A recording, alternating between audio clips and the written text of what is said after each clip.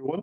So I will quickly jump into straight to the today's session because it's like a continuation of what Yinka did last week about introduction into L&D. So there are things we need to do before this, like a guide or one of the major criteria when you're setting up your learning and development department, or if you want to start a training or you want to implement a course. So number one, most of the major thing that most L&D have to look out for is the need for that particular training. So you don't want a situation whereby 75% or 90% of all your employee already know what this course is going to be about, or they already have the knowledge about the course. So what you have to do now is to do a proper training need analysis. So there are different ways, there are different methods, and there are different steps on how to create this. But I actually just put this together to see if it's going to work for us. So number one, on the outline, we have to create what training need analysis is, the benefits, and also the essentials of training needs analysis.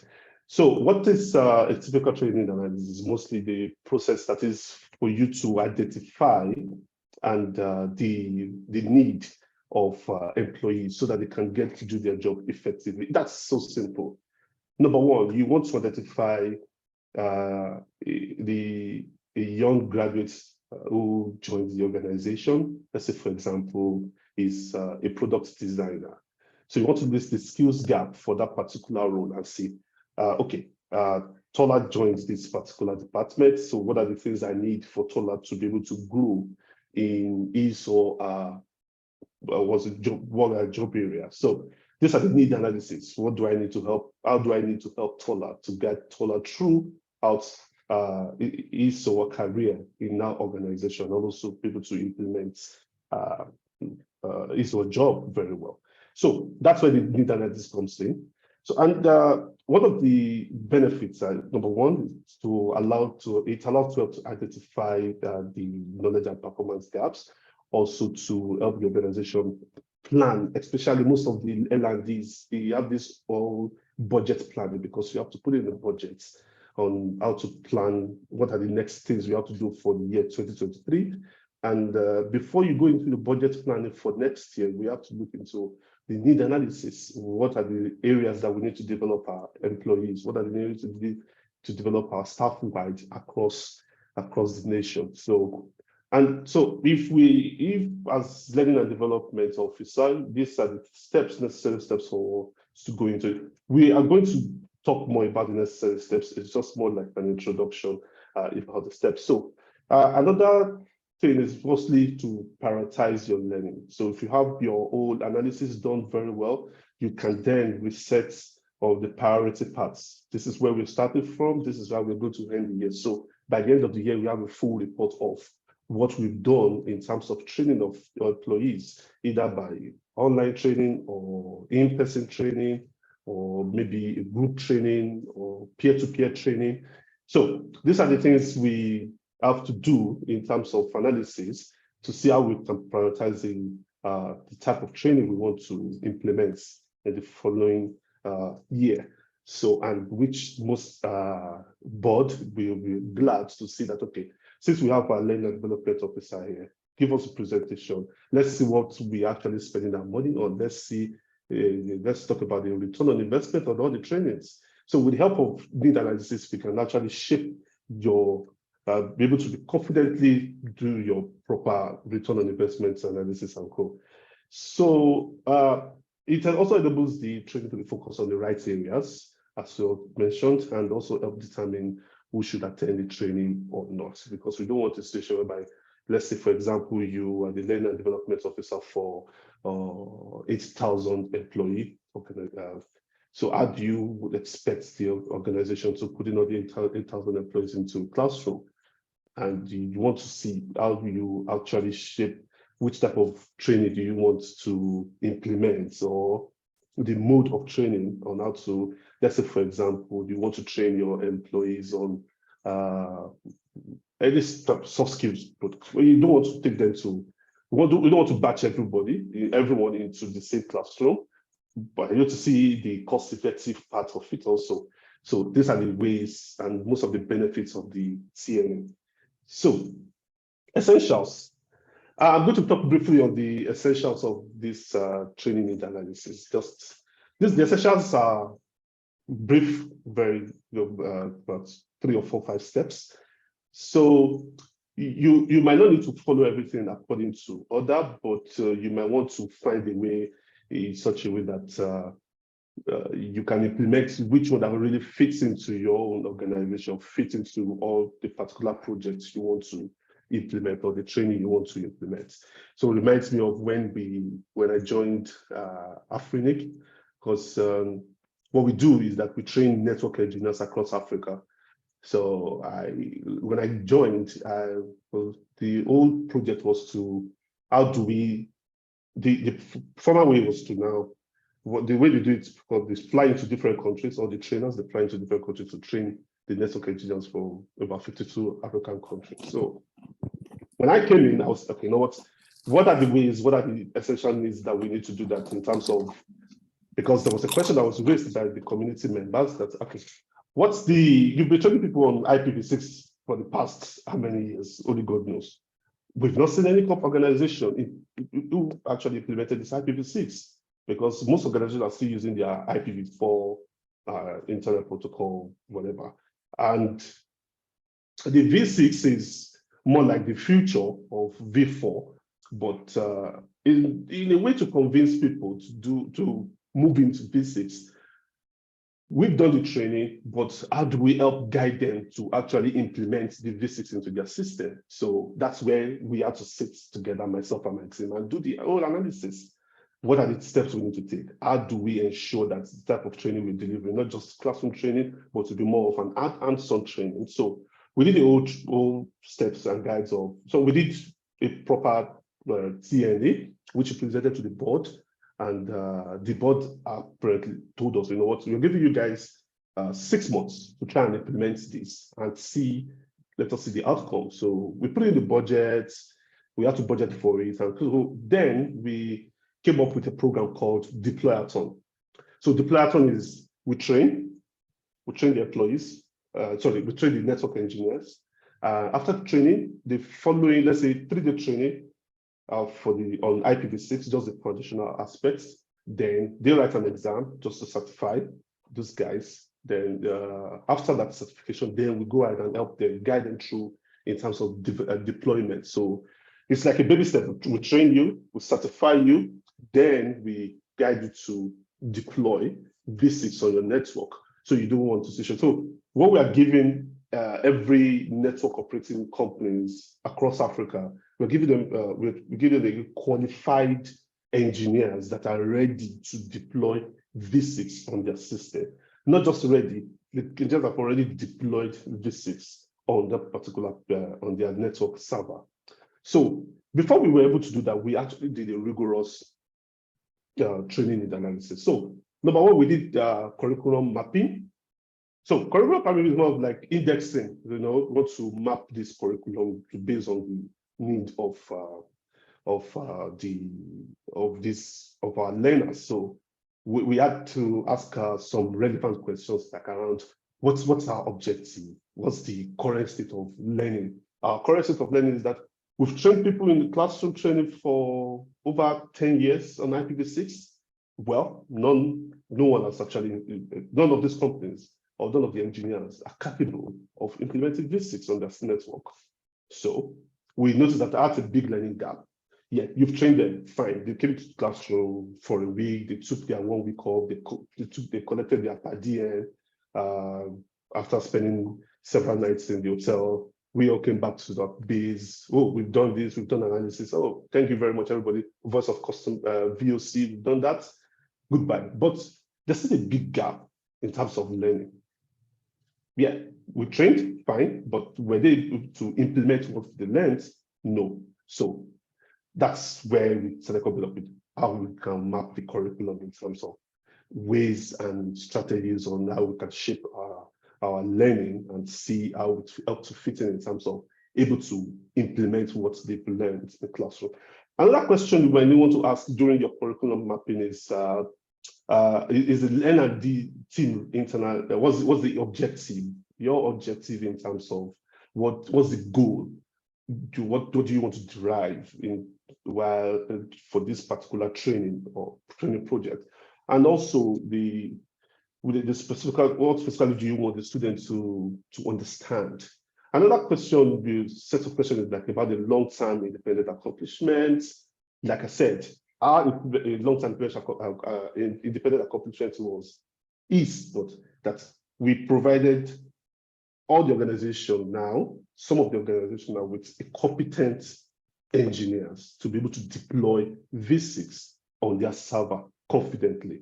Because that was the VPS, that was the value that was the goal for us. So, and also, what important ideas do you want most of the learners to be able to grab? So, moving on to the other step, it's the know, do, believe of field analysis. So, it's a very interesting analysis, the know, do, believe. So, what do I know? What do they do at the moment? What do my learners know? What do my learners do? And what do my learners believe?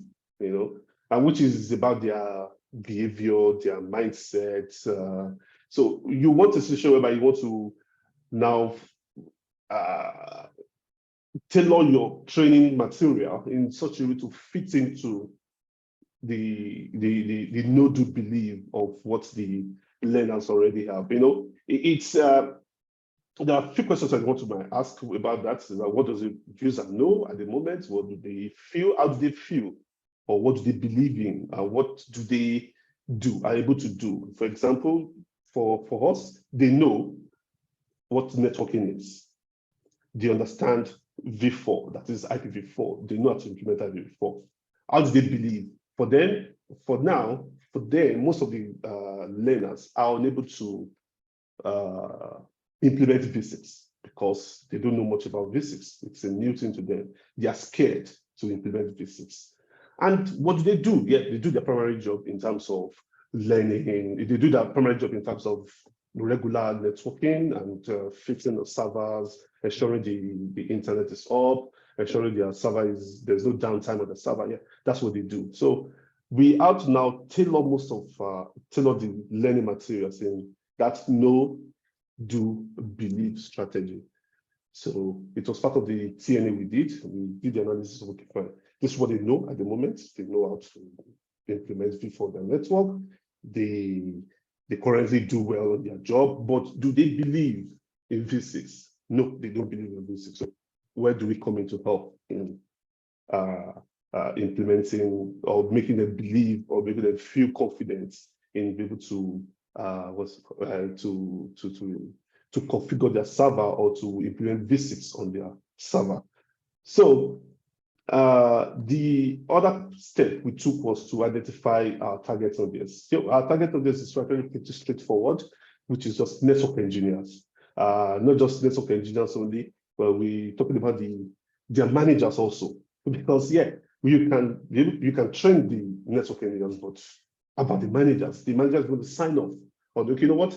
I'm going to sign up on this, that I trust this gentleman to be able to implement V6 on our network. Do you understand? So the manager is part of our target market, target audience also.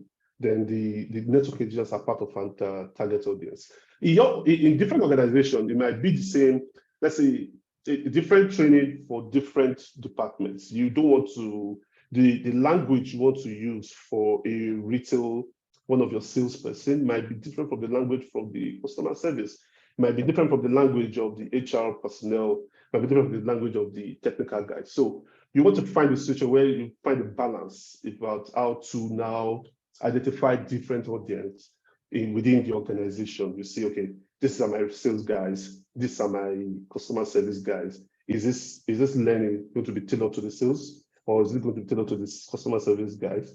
Then you find a way. Now let's see if you can group this audience in a particular.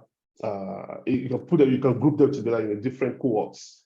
So Identifying the target audience it's essential to understand learners and also to understand it's a target audience for a training program that you want to implement. So there are relevant questions that you might want to do. Yeah, profiling. Profiling is one of most of these product designers, the UX people, that's the user experience guys. They also use this profiling, like we want to profile everyone in different departments in the organization. I want to profile the sales guys. I want to profile the customer service person. I want to profile the HR personnel. I want to profile the marketing person. To see what do they really do. Okay, this is Margaret. Margaret is a top salesperson. Margaret lives in so place. Margaret. Maybe you can put in the target market for Margaret. Maybe Margaret is able to meet up her sales for the year. Margaret uses she uses a laptop or any mobile device. So, and you want to, so what are you give a proper breakdown of a personnel profile, and also with this help of this profiling, you'll be able to now understand your audience at large. Then you want to know where your audience are located, how far are they from the office, how far are they from the training center. Do they need to travel down from, let's say, from Kano to Ibadan? Maybe the Ibadan is where the training center is. Do they need to travel from Kano to Ibadan before they come into the training, or do we need to just take the training down there to Kano? So if we have most of our employees in Kano, let's say most of our sales guys are in Kano, we don't need to fly those guys back to Ibadan for this training program. Do we need to run it as an e-learning program, or we want to do it as an in-person program? These are the questions we need to ask ourselves while we are trying to identify the target audience. So are their needs roughly the same? In different departments, the need of the manager is different from the needs of the sales personnel. The need of the customer service person is different from the need of the marketing, the top marketing, the marketing manager. The graphics designer need is different from the investment manager need. So you want to find the balance of do this proper profiling for them and see how we can then fit in this learning program or learning material to be able to balance this stuff for them. So one of these is where I noticed that most L&D will rely on the company's existing brand. So L&D is a very important department in that it's as important as the marketing. It's as important as the customer service. It's as very important as I see L&D as the major driver of a top organization. When I mean major driver, is that you have your pool of talents that we've hired. You need to maintain this talent. You need to guide this talent. You need to be able to effectively put them through on the right path for you to be able to achieve the company's goal, the company's big goal. We have the company, every organization will have their own mission and vision. So who's going to help with this mission and vision? It's mostly the L&D, the capacity building. So you want to build the capacity of your organization, and this is where it comes in. So we've done this whole curriculum mapping, we've done the targets audience, we've done everything, but now you want to switch it whereby you want to speak a language that every department will be able to understand. You want to speak a language, a proper branded language. How do we brand our learning? That the moment this particular topic lands on the table or you've sent out your your invite for a program. So what's the language I want to speak that to be able to understand that? Okay, as a salesperson, I'll be able to relate with this learning material. I'll be able to relate with this ongoing training. So that's where branding comes in. It goes a long way. This is why L&D needs also to work alongside with marketing departments, where marketing is their primary role for them to do the whole branding, the brand language, the design, the colors and everything you need. Yeah, that's normal. So, but that's which where the collaboration between the learning and development departments and marketing comes in. So for us in my organization, what we do is that whenever we want to go for any training, at the moment, some of my trainers, some of our trainers are in Nigeria at the moment for the IXPN program and Dr. Nigerian Peering Forum. So we're there now at the moment. But before we went in there, we already worked with our comms department to announce. We already did our whole branding tailored to the program. We already did in a language because we've done our internal branding and the communications. So whatever language you're speaking speaks directly to our target audience. So that's where branding comes in. So we have to start looking at how we are able to balance things up with the marketing department and say, okay, marketing manager, I need your help. I need you to give me, I need your help in terms of what are the things, what will be the style of the learning I want to deliver? Does this particular topic has to be firm, or should we use a monotone, or should we use a calm voice, or the voiceover artist, if it's mostly like e-learning, because that's my own area of expertise. So you want to see that, okay, is it the voice of the voiceover artist, is it too harsh or calm or firm? You want to see how you balance this up. Do you want to use a male voice? Do you want to use a female voice? Do you want to use different, it now boils down to different type of male voice. You want to use the one with the baritone, or you want to use one with the solo tone, or this is branding. So now the branding have to come with different types of learning you want to push out to all your learners. So for us, the recent because I noticed, because I was to convert some of our courses to Arabic. So then I asked, before I went ahead in getting the voiceover artist, I did a little survey among some of my Arabic friends that I know. Some of them are in Sudan and Egypt. So I told them, okay, you know what, if in a situation whereby you want to push out the learning, which of the genders would you like to listen to the most, either male or female? So most of them did like, you know what, it's going to be male. Because it was one in the Arab world, they have to be firm. They have this old patriarchy thing. So it's a patriarchy type of community. So what I had to do was like, okay, I went ahead to hire a male voiceover artist with solid voice, big baritone. So when I did the first test, shared with my with a little group of the testing group. So they loved it. They immediately gave 10/10 for the voice. The voice is good to go, but there are some things that we need to change in terms of the message delivering the message, or there's some context that we need to change that fits into the Arabic world. But yeah, no problem. So I went back, worked with my team. We were able to now work with some of the trainers. So we sat down again. We had to rewrite some of the contents and see if it fits in. So we shared with that same test group, and they gave their go ahead. So that's part of the branding we need to work with. You work with the department, you work with test group before you deliver your training. You work with the test group, you work with your marketing department. The marketing department this is their own area of specialty, so they will guide in terms of what you need to do next, and or the proper steps you need to take in terms of branding and learning. So this is very important. ROI. There is one of my very good friends. We work together in workforce. He told me that, you know what, Adebo, do you know that if any organization wants to cut down or want to do their regular yearly cutting costs or whatever, the first department they go for is training departments, and it's sad.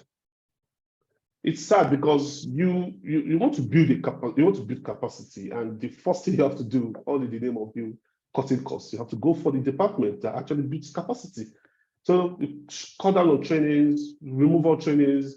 We don't need to do training this year again. Then we have to wait till next year. If you don't build your talent, if you don't manage your talents in terms of their skills and their performance? How do you expect them to be able to perform? So now for a what's it called? For a learning and development person, this is where your area of expertise has to come in terms of now doing your proper return on investments. So we are able to deliver our training for over, we are able to deliver training to over 20,000 network engineers across Africa. Okay, how much did you spend? We spent thousands of dollars. What's the goal? What do you use in measuring? Okay, since it's a free program, well, that means we don't need to measure. We're not interested in getting any in terms of remuneration. No, but our major focus, our major point is the key KPI, the key indicator that, okay, or let me use the OKR stuff. The key results is that out of all the guys I'm going to train in, let's say in Ghana, if I train 24 network engineers in Ghana, at least 23 of them should be certified. Let's say 20 out of these guys should be able to deploy V6 on their network. So for us, we've used that old metric to be able to, okay, this is our own. So while they're able to deploy V6 on their network, that means in turn, the organization will be able to now come back to us and request for more IP addresses. So we train, we build confidence, we build capacity. Then the capacity we've already built, we're able to come back to us to request for more resources for them to be able to use in the organization. So more resources for us, more membership fee for us, and that's how it goes. So that's the whole. That's how we did our own return on investments. So we train, we set the matrix out there. We ensure that we meet up our matrix. We ensure we do meet up the matrix. That's our own OKR, the OKR for the year. Then the OKR, our key R, that's the key results. We're able to meet the key results for that. Then in turn, the company, the organization we've trained gets more resources from us. More resources indicates that it's more what's it called? More membership fee for us. So we've already set our own ROI. So this also for every L&D in organizations also sits down and sit down. Okay, yeah, we've trained our employees. So your metrics might be let's say when you get to the end of the year, we do the performance rating. So how many of the employees are able to move past, let's say, 70% of their KPI for the year, or maybe how many of the employees were able to achieve 70% of their KPI for the year? So we will say, oh yeah, we are glad this year in 2022 we're able to deploy training to all our employees across the organization.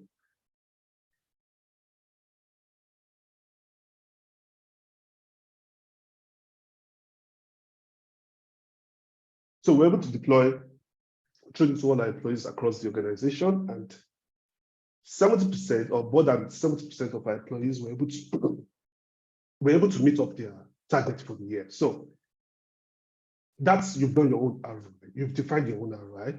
You've defined you've find a way to measure the ROI and see the objectives also. There are some relevant questions already posted on the screen, and see that, okay, these are the questions that you might feel that you want to ask while doing your analysis, the ROI objectives, the measurements, and how will you measure this ROI.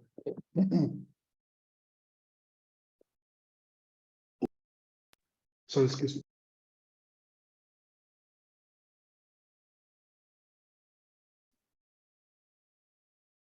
Okay, I think Adebowale is having a cough, so let's just give him a few minutes so that he can get back to us. If we have questions so far, sorry, can anyone hear me? Please, if you can hear me, kindly drop a message in the chat just to confirm. Okay, thank you. So if we have questions so far, you can just note it down, so that once we get to the Q&A section, the segment, Adewale can attend to some of it. In the meantime, I don't know if we've all gotten the link to the LinkedIn group.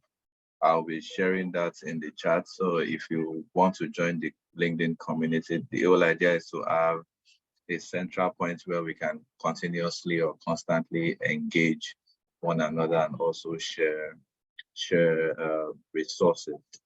And it's not just a one-man group, it's for everyone so that we can all share. If you have issues or challenges, you can always come to the group to share and we support ourselves. Okay, I think Adewale is back. Sorry. Yeah, sorry about that. So, okay.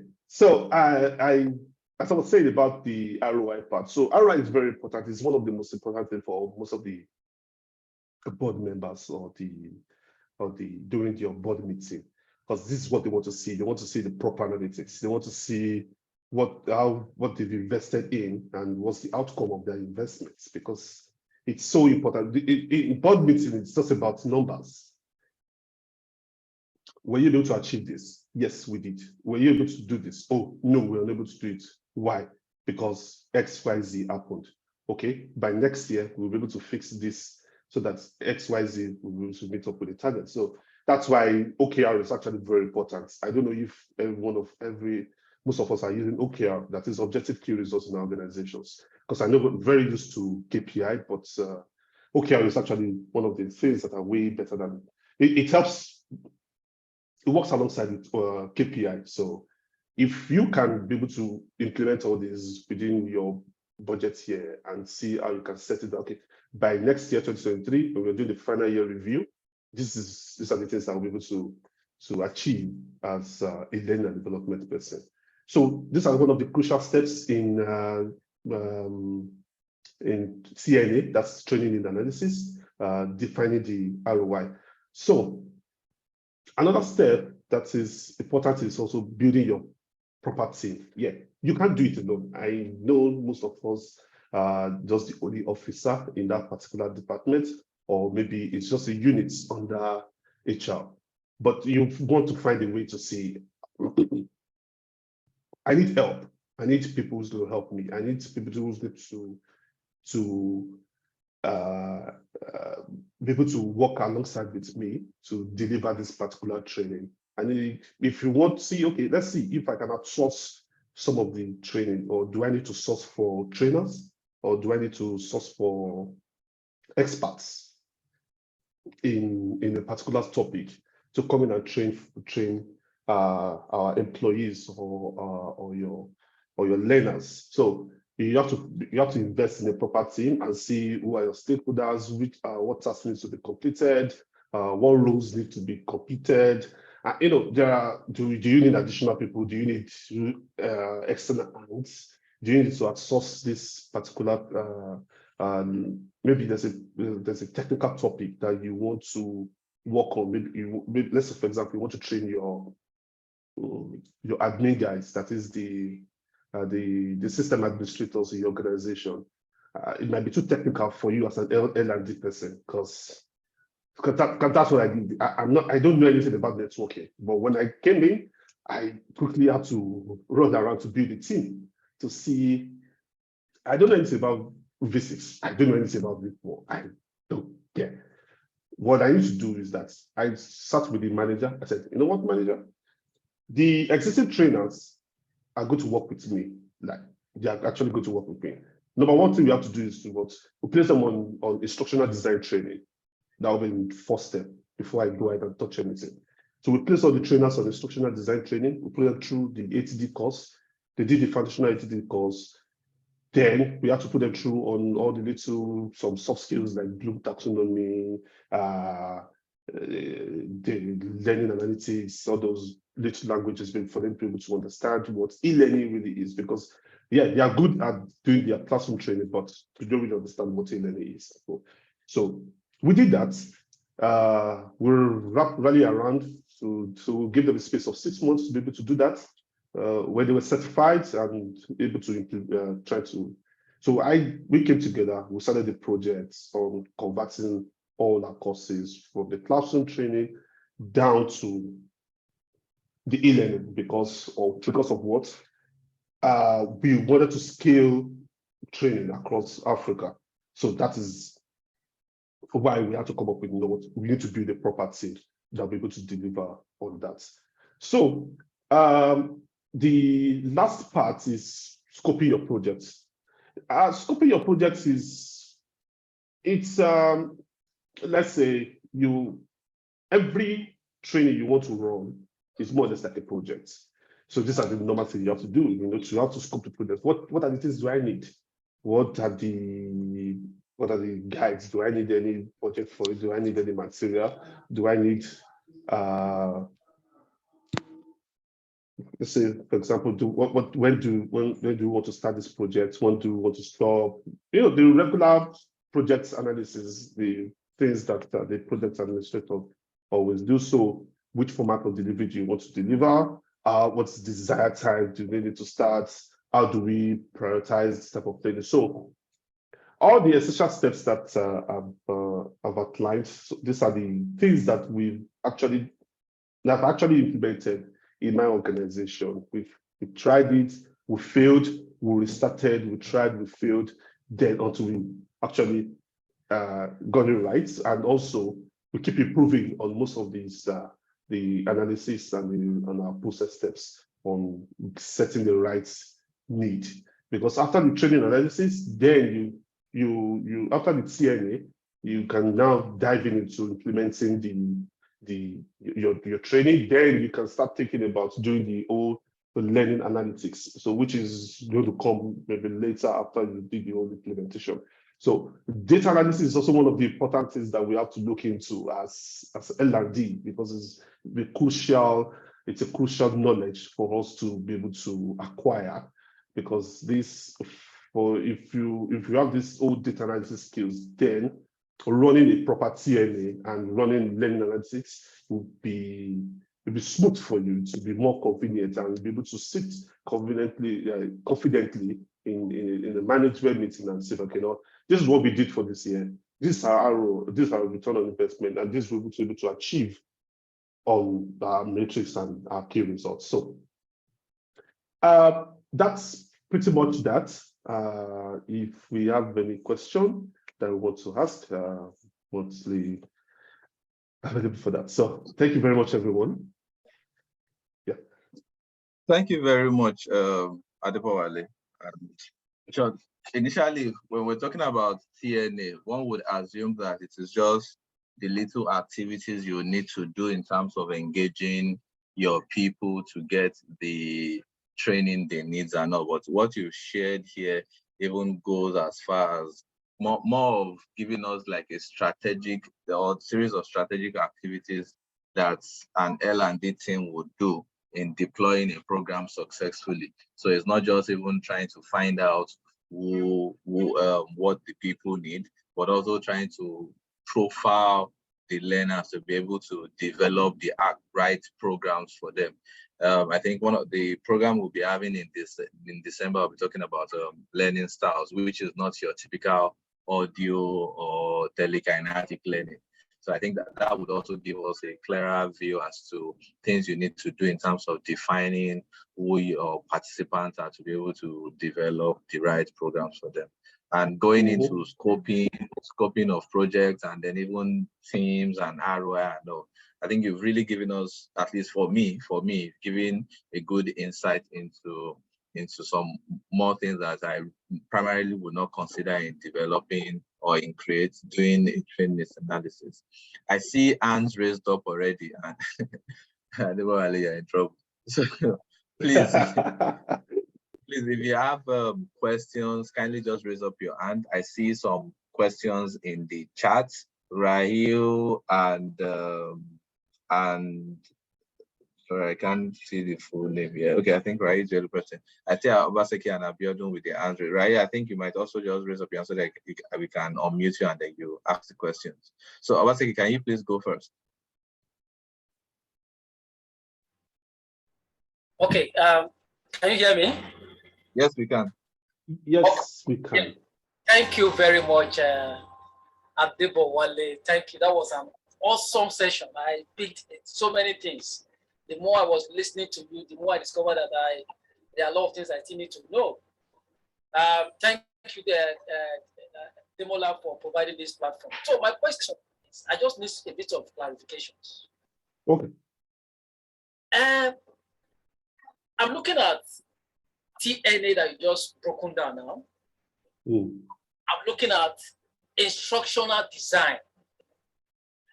I don't know, do they have, and I know I'm aware that there are models for instructional design. There are different models. But from what you've said so far, it fits well with the first model that I have an idea of, the ADI model. Yeah. Even with the SAM, it also fits well with the SAM. Okay, go ahead. Okay, so I just want to have this this clarification. Is it, can we describe what you just giving us now as an instructional design that sits with the ADI model? Can we, is it right for us to say that? Yeah. Yes, you're correct. Because if you look at the ADI model, you know, we start with the analysis. Yeah. Yeah. Then after analysis, you move into the developments. Then development, you move into design. Design, then implementation. So the first thing is analysis. You need to analyze. Because you don't want a situation whereby you want to train someone on,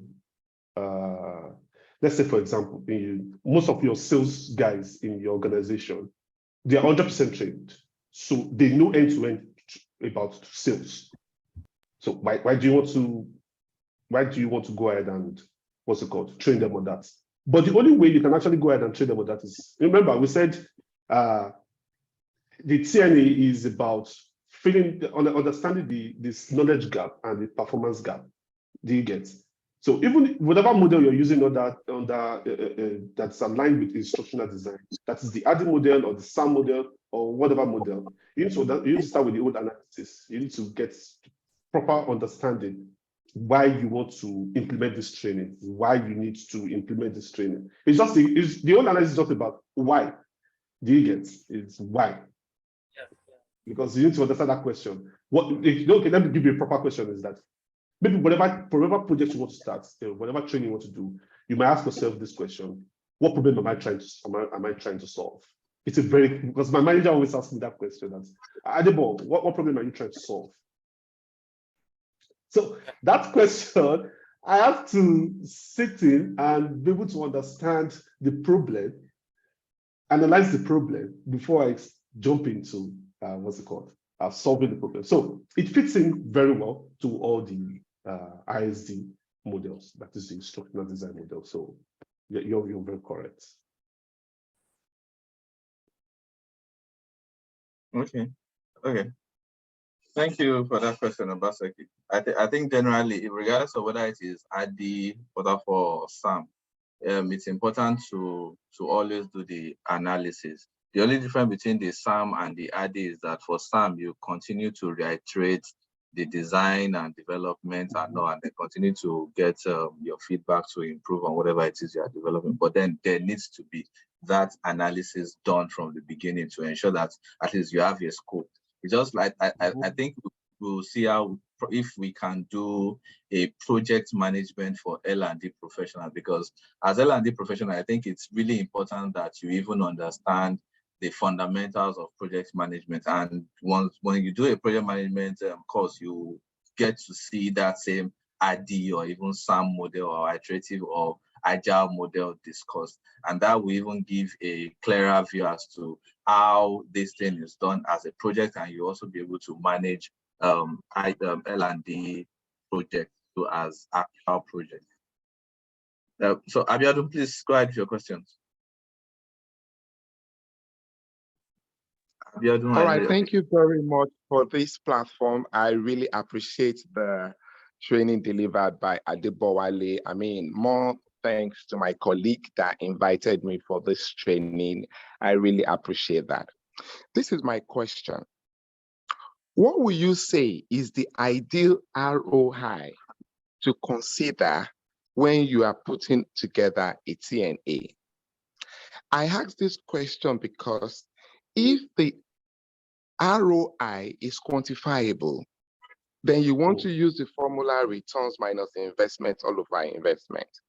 In my previous experience where I used this formula, and at the end of the day, I arrive at 20%, of 20% ROI of that TNA. And then the stakeholder told me that, no, that is not ideal. And I'm like, okay, what is ideal? And then the stakeholder asked me to go and look at my TNA and look at my objectives. That I was confused. That's my one question. My second question would be, where the ROI is not quantifiable, how do you convince the stakeholder that this training is essential? How do you convince, and I know you said OKR, but OKR also is about whether the metrics is positive, is negative, or is a milestone or is a benchmark, right? How do you convince your stakeholder if your ROI is not quantifiable, like it's qualitative, it's not quantifiable? Those are my two questions. Thank you very much. Okay. That's Abiodun, right? Yeah, so I would say in terms of Aaron, what your stakeholder said was actually very right, because you need a matrix. You need to be able to measure it, because without the matrix, there's no way to measure the ROI. You would say, okay, we've trained 70 employees on a particular project. The goal of that training is to, let's say, to fill up a performance gap. Maybe they were able to understand, let's say, for example, the sales guys are not meeting up with their sales in a year. So that's the objective, to be able to help the sales guy meet up their yearly targets. So what do we do as a L&D person? You want to define the key results. You want to write down the matrix. So it has to be quantifiable. Do you understand? So you want to see, how do you now measure it? How do you measure? How do you know that, okay, since we've implemented this training, were they able to do X, Y, and Z? So if we don't define the objective from the beginning, there will be a lot of questions later at the end when you finalize your training, when you've done your analytics. That is the impact, the training impact of what you've done so far. So this is where it has to be quantifiable. Do you understand? So you might want to find a way where you want to coin you want to restructure, or you want to rewrite your existing matrix in a quantifiable manner. Do you understand? So I think I would advise you that we should find a way to rewrite it in such that you'll be able to measure it, and then you get a proper return on investment. I hope I was able to answer the question, right? Yeah, thank you very much. Really appreciate that, Adibowale. Yes, you actually addressed my question. Okay. Okay, awesome. Thank you. So Rahel, please just correct me so that I don't bother them. Please go ahead.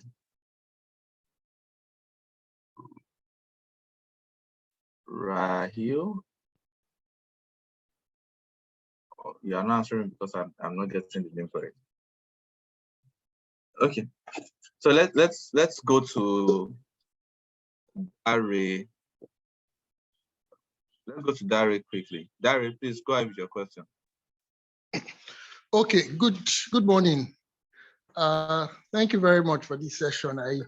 I'm sorry I joined a bit late, so I didn't really get everything. But if you don't mind, I would still like to ask a bit about OKRs. So I'm familiar with using OKRs generally as a regular performance management tool. Like we set our OKRs and we set our KPIs and we look at what was achieved and not. And I agree it's very effective. But from a training perspective, measuring ROI or impact. How will that work? I just want to know, how you can use OKRs to measure training results or impact. Okay, I would say it depends on the objective. Do you get? Because OKR, I'm not an expert in OKR. I have a very big expert there. So, but what we always do is that we ensure that the objective is strictly measurable. Is smart objective. You're able to understand that, okay, this is what I'm going to do, and this is how I'm going to measure it at the end of the day. Do you understand? So, from the training perspective, yes. If your goal that you've agreed goal with the manager or the management is that we are going to train 70% of our employees. Sorry, we're going to train all employees who are in the PIP, that is the performance improvement plan, by mid next year. And after the training, we should ensure that before the end of the year performance rating, the guys that have trained with PIP will be able to move to at least, let's say, maybe you're measuring from 1 to 5. We're able to move from the PIP, which is 0, to at least minimum of 3 or 4. So the minimum of 3 will be the targets when you're doing your distance. So they're starting from 0 to 3. Do you get? So while you're doing your own learning analytics and okay, I've trained 100% of them, and I followed up with their managers. And this is after we did the mid-year appraisal. About the median rating was about, let's say, 2. So okay, for that quarter, or for that mid-year, you can insert 2. So your starting point is 0. You're going to 3. Is that correct? Yeah. So you did your analysis for the mid-year. After you did your performance analytics and you got 2. So that is, you have remaining 6 months. So you can go ahead and see, how do I need to help with these guys again? Do I need to quickly run around? Do I need a one-on-one session to organize a one-on-one session with them and their managers? What are the other things I need to do to help these guys to be able to meet your own targets? So by the time you run the last analysis for the year, for the performance, yeah, it might be maybe 2.8, 2.5, at least you've got it somewhere. So now that depends on your own, the management and you to now do your proper rating. That, okay, fine. Mr. Who has the question again? Sorry, Mr. Dari. Yeah, you were able to meet up your OKR for the year. Oh, you are about, okay, maybe 4.5. So we're into 4 because on your OKR, you said you're going to move from 0 to 3. So you're able to do, you did 2.5. Well, that's fair. Or you did 2.8 on what you're measuring. So I think that's it. So you might want to go back to the OKR and see how you're going to insert, because numbers is very important. So you did this, you're able to do this, you're able to achieve this mid-year, then at the end of the year, this is what I got. So that's it. That's what I understand more about that's what we use, because we use it in such a way that we said by end of the whole full year, we want to train, we want to train 70, not just train, we want to deploy, we want every train, over 70 organizations to be able to deploy visits. So as of now, we're about 35. How we are going to get the remaining 35 between November and December? Well, I don't know. But at the end of the day, by December, when they do the old performance, wherever, we've already failed. Or we did have whatever. So, and we get a little stipend for what you've done so far. Or at the end of the day, they might give you a handshake. Well, you tried, but maybe you try next year again and see how you're going to adjust. Then remember, OKR is adjustable. If maybe by October, you're not hitting your OKR at that time, you might want to sit with your manager and say that, okay, we need to change this thing. We need to find a way to readjust the OKR. This is what I've done so far, and this is what this quarter is saying. So how do we help in adjusting this OKR so that's I think that's the way you find the balance point to adjust your OKR. It's not cast in stone, because reality also comes here, take a big play. when it gets to implementing most of these things or your objectives. So you might want to balance this up there. I was able to answer your question. Thank you very much. That was helpful. In fact, the example you cited, something I actually I have an experience with. And as we were talking, I was thinking, I wish I knew a bit of this when I was working on this, because at some point I got stalled. I got stalled in determining the exact measurement and so on. But I think this throws a lot more light on it. Thank you. Okay. Yeah, you're welcome. Thank you very much, Adebola. Thank you, Dari. So, Rahel. Can you hear me now? Yes, we can hear you. Please, oh, thank you. How do you pronounce your name first before Rael? It depends with where you come from. You can say Rael or Rael. Okay, Rael. Okay, so go ahead with your question. Okay, so my question is, you've done the training needs analysis, you have the data.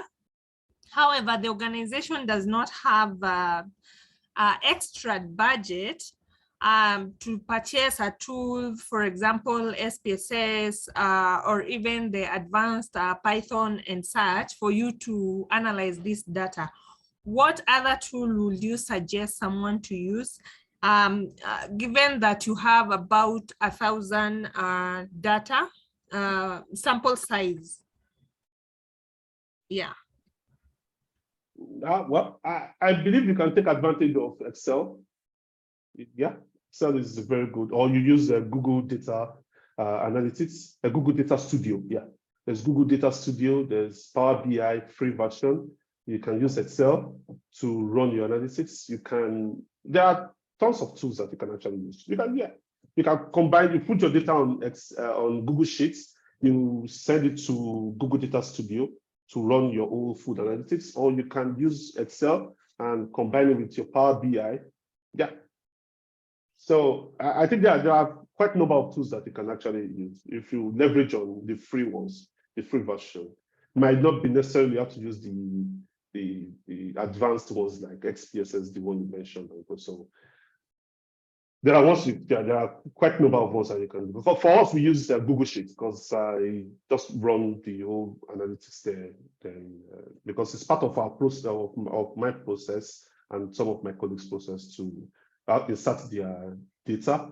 Then after the end of the quarter, you run the data based on the objective or the matrix you set for that data. Then you can just quickly run it using Excel or no, we use Google Sheets. We either use Google Sheets or we use Google Data Studio to run the analysis. That's all.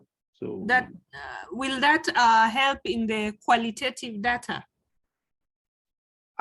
Like I said, it depends. It should be able to help. I know a lot of guys have used Excel to run their both qualitative. And there's another one I used. It's called. This is. I will search for it and share with you. I will share with Demola. Maybe Demola will communicate with you. It's very nice. No, Yeah, I'll share the link. Okay, I link up via LinkedIn and then we can discuss further. Oh, okay. Okay then. Okay. Oh, thank you. Yeah. I think the bulk of the work in data analysis is cleaning of data. So regardless of whatever platform you use, if you can, and I know there's going to be a challenge with the qualitative data where you expect them to input some things themselves. But for the other ones, try to see how you can even standardize the entry in terms of providing options and the like, so that at least the work you need to do with respect to cleaning of the data before even being able to synthesize or present or analyze the data will be reduced. And once you're able to do that with some of the tools he has mentioned, Google Forms and Google Studios, or take it to Excel and then use your pivot to see similarities and the likes. But at least the cleaning will have been done first. Thank you, that's great. Thank you. So there's a question from Joshua. I don't know if I think the guy said he's in a noisy background, so he just typed it. How do you measure the ROI of paid training. You mentioned KPI. However, KPIs are set per quarter, biannual and annual. How then do you measure the true effectiveness of training and in turn ROI?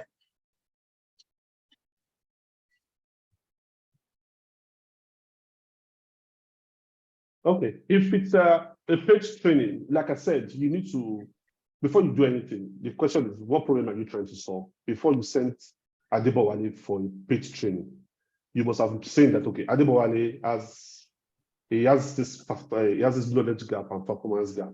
Do you understand? So you need to, first of all, set that as your own objective. Debo does not understand how to run data analysis or data analytics.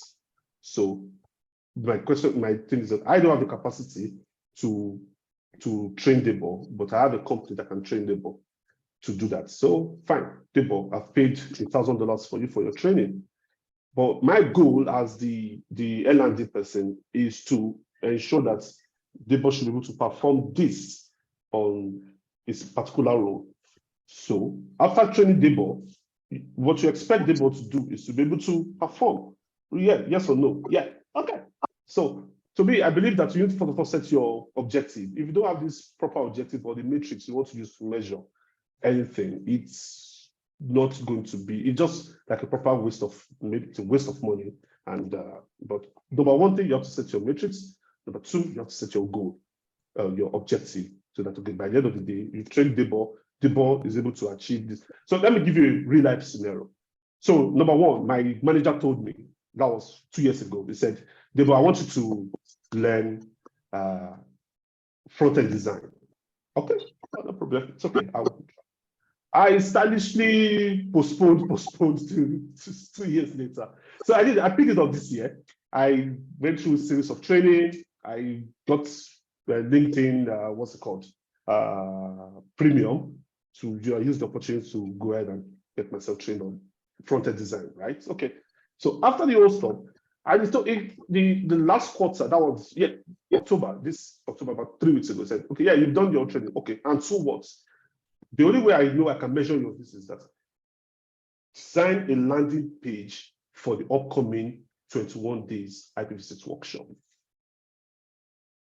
That's it. So I've learned, yeah, I've gone through the training, the company has paid for it. So how do I go ahead and design? So I had to quickly do that. I had to implement what I've learned from the training into what I did. So I delivered and I sent to him. He was glad.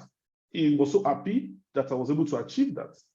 So I believe there's return on investment for that, because on a good day, you would have paid someone else or paid, what's it called? An external vendor to design the landing page. But you've trained someone in-house, you've spent maybe $50 on the guy to pay for LinkedIn Premium, and what you're going to pay an external vendor is maybe $1,000 to design the landing page. But you've paid the guy in-house $50 for a year. And that's it. He designed the landing page, he delivered it, you loved it. That's your ROI. You got your return on investment. That's over how many percent? $1,000 for outsourcing and $50 for training. So you can calculate your percentage. So that's it. It don't necessarily has to be end-to-end calculation of money or cash or anything. No, but the reality is, this is my objective. This is my goal. This is what I'm going to use to measure my objective. And did I achieve the objective? Yes or no? It's binary. It's 1 and 0. So it's either it's yes or it's no. There's no thing for, there's no other way you can do that other than the 1 and 0. That's it. So Joshua, was I able to answer the question? I think we'll just wait for his response in the chat. Thank you very much, Adebo. Just like you shared, for training, for course development, and that's why they always say that it's always good to start with the learning objectives, because your learning objectives is what you will use in designing your post-training assessment. And you get all this even from your training needs analysis. What can't the person do? What do you want the person to be able to do? And how will you be able to know if the person can do it? And once you're able to define all this from the beginning, regardless of whether the direction of the organization changes or not, because you already have a way you can assess it, you can still bring back that assessment to say, okay, let us even see if this person has learned it. So for example, just like the example Adebowale shared now, if for any reason they don't even need to do a landing page, because they already have that assessment in place, they can still give Adebowale that assessment. Adebowale, do this landing page for us. Let us see if you've been able to learn something from this program. And if it does, it's fine. Now they know that whenever they need somebody to do a landing page, Adebowale is there, they can call. And I think it's one of the conversations we're even having in my, okay, awesome. Joshua has dropped the comment for you. It's one of the conversations we are having in our organization now, where we are trying to design competency-based assessment. And I think a lot of L&D should start even having that conversation, because competency-based assessment can be used either for recruitment purposes or to even to check the pulse of your organization's capability or capacity. So somebody is coming into your organization, somebody is coming to maybe to the role of a graphics designer, for example. You don't give them just a regular knowledge test, maybe quantitative analysis or verbal reasoning, and say, okay, they pass it, then they can come. How do you know that they can do these things when they come? I know back then when I had an interview with Workforce, and I think that was even the first time Adebowale and I met each other. One of the assessments they gave us then, because then I think I was going in for an e-learning developer, and the MD and the GMD were even the people that assessed me. But before then, I was given a laptop and I was asked to develop a course. And after then, I was asked to come and discuss my thought process around the course. And those are competency-based assessment. And that's how it works when you are doing capacity development. You want to be able to do hands-on assessment to be sure that this person can do these things. And if L&D in the organization starts even looking at, okay, I'm not just here to develop people internally. I'm also here to support the recruitment process in developing right assessment. Then you start saying that you have more value propositions to give to your organization, as against when they say they want to cut costs, and you're like, say, I'm part of the people that is making sure that you get the right people into this team. And the way to do it, get your competency framework, create assessments from, which is one of the things I'm even trying to work on. Create assessments from it, and then store those assessments for when you need them. Let me see. So the line manager is responsible for assessing the. Okay, I think Adebowale has answered that already. So thank you very, very much, Adebowale. We still have any questions? I would want to talk about the upcoming sessions we have. Okay, so in the absence of questions, like I promised last week, I'll be sharing the November calendar, the November schedule. We've dropped that in the LinkedIn group. If you are not yet in the LinkedIn group, please, I've shared the link in the chat. You can just join the LinkedIn group. Initially, before, we used to do the LinkedIn train where everybody will share their LinkedIn profile, but I don't think that will be necessary again if everybody will be in the same LinkedIn group and we can always connect with one another. So that's why we are not doing the LinkedIn train today. But these are the upcoming programs. If you check the LinkedIn group, and for the emails we'll be sending, you have access to this to the links to register. We have Martin. Martin will be facilitating the first session in November, and he'll be talking about effective training programs. Martin will be coming from the instructional design point of view. I know we've had a lot of instructional design. Yeah, you were talking primarily on the Merrill's first principles of instructional design, and then giving us how best to design program. If you have questions around what even instructional design is, or because sometimes when people hear what instructional design, they really don't even understand it literally. So Martins will be in a good position to answer those questions. And then we'll be having another session on coaching within the corporate environment. It will just be giving us an intro into coaching and some ideas into how we can implement coaching within the corporate space. And then that's by Benga. And then Gabriel will be talking about learning engagements and creating exciting online training programs. And then we also have Esther, who will be taking on. Esther is a facilitator that I've worked with a lot of times, design programs. She'll be giving us things that we put in consideration or put in place when we are designing programs in terms of the content and activities that aid knowledge transfer.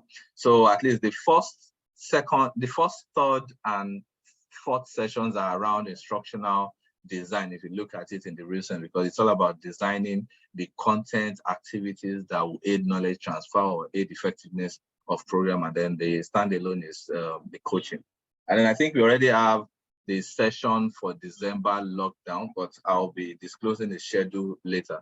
So please, you can always register and share links to the so register. You can share the link with your colleagues and friends or work colleagues, anybody that you think can find it interesting. The session is free, so anybody can register. I'm dropping a link to the Linktree page where all these courses are and the registration link for anyone who is interested in registering. You can also copy that link out to register or share it with your friends and families to register. I'll share the link to the Adebowale's LinkedIn profile now. If you'd like to connect with him, Adebowale is not in Nigeria. I think he's 4 hours. He's 4 hours ahead of us, so that's why he's trying to form from international accents while he's facilitating. I don't know if you had a good time. So thank you everyone for joining. I'm sharing the LinkedIn group page again. Okay, I don't think I have it again. But yeah, we'll be sending the emails to everyone. And as always, we'll be sharing the slides and also the video of the recording to everyone after this session. Thank you. In the absence of any questions, I wish you all a great weekend and hope you have a great week ahead. Thank you. Thank you, Deborah. Thank you so much. Thank you, Deborah. Thank you. Yeah. We'll still be calling you again for another session. So. Okay, Deborah. Okay, thanks, sir. Thank you very much, everyone.